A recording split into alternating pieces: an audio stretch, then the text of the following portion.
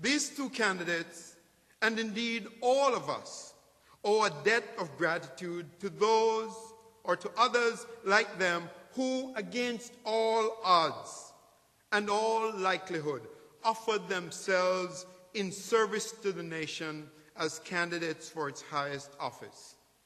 Carol Moseley Braun and Al Sharpton in 2004, Geraldine Ferraro in 1984, running as a vice presidential candidate to Walter Mondale, Jesse Jackson, 1984-1988.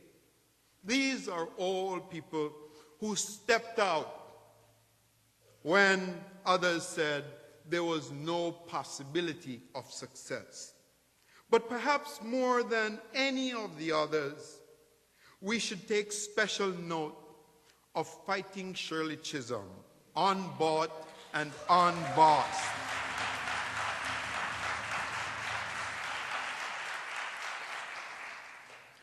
Fighting Shirley Chisholm, unbought and unbossed. This was the campaign slogan she used in the election to represent New York's 12th congressional district in 1968.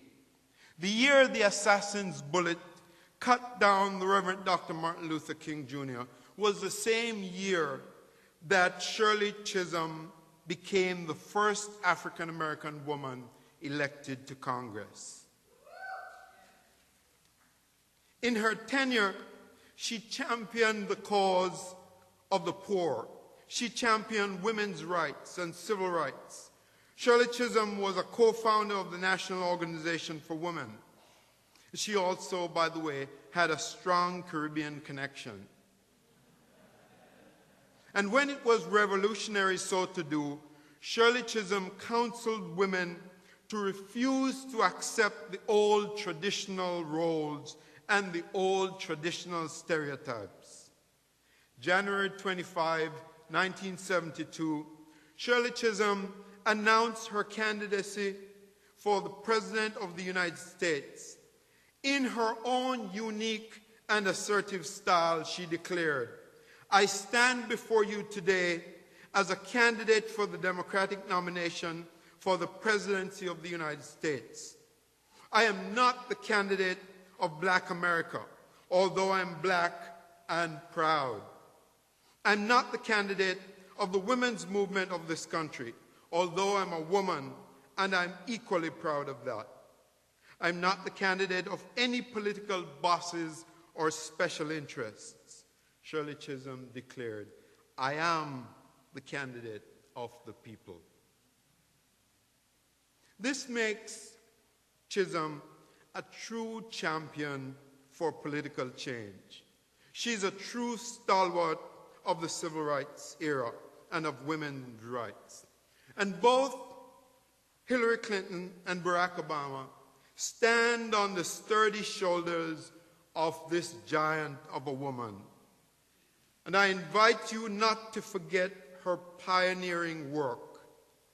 Shirley Chisholm is worthy of extended treatment about her life and about her work, but that is for another day. Amidst the fray of the heady possibilities emerging as part of the national electoral campaign, we also live in a state of despair. On the world scene, the wars in Iraq and Afghanistan continue with hundreds of thousands of people killed over the last 4 years, most of them innocent civilians. The Israeli-Palestinian conflict drags on as perhaps the centerpiece of the challenges of the region, yet a second-term U.S. president travels there only in the waning months of 8 years in office. The continent of Africa continues to be plagued by war, poverty, and genocide. Despair is all around. My concern today, however, is a state of despair in the nation as it relates to the education of our children. This is an education which does a good job of promoting patriotism, but often at the expense of knowledge. This is an education which, when coupled with America's futuristic orientation, engenders a flight from history. This is an education which buys into notions of American exceptionalism, and in doing so fosters myopia about the world and about our relation to the world and our place in the world. On the one hand, the quality of this education allows for the sad reality that in March of 2003, only 22% of us in this nation objected to the invasion of Iraq, even though the arguments advanced were patently facile and false on their face.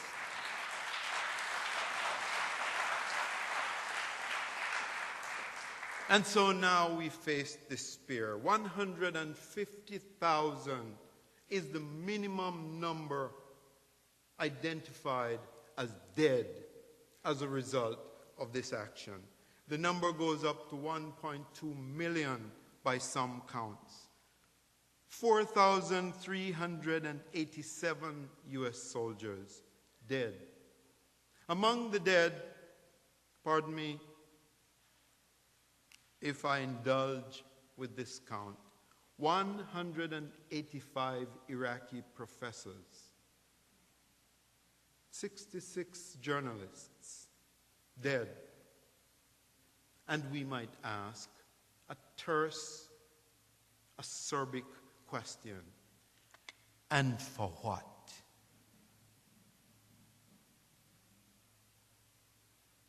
On the other hand, this education leaves behind many of the poor, or the children of the poor and working class in this nation.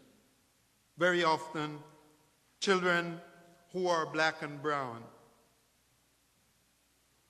This presents us with a challenge. Dr. Martin Luther King Jr. was a realist, but he was also an optimist.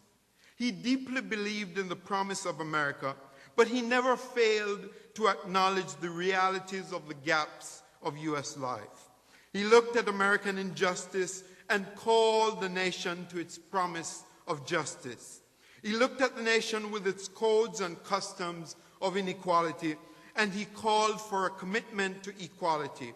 He lived in a violent and militaristic nation, and he called the nation to an active program of nonviolence as a means to change.